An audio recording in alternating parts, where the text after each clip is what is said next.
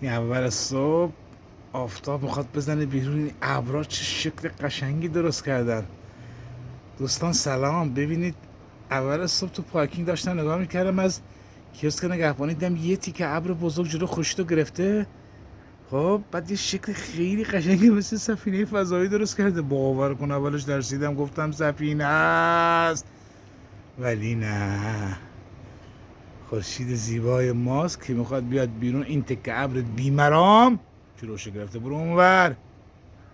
حالا تصویر ببرم عقب‌تر قشنگتر معلوم بشه.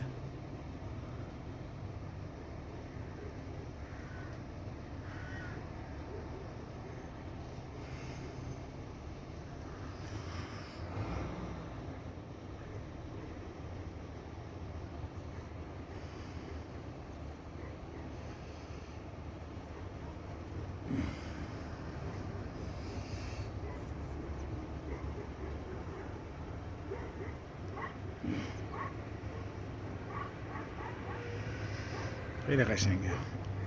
اینم تصویر نما از پارکینگ ما بچه ها. حالا ایشالا چیزای جالبتر هم براتون میگم.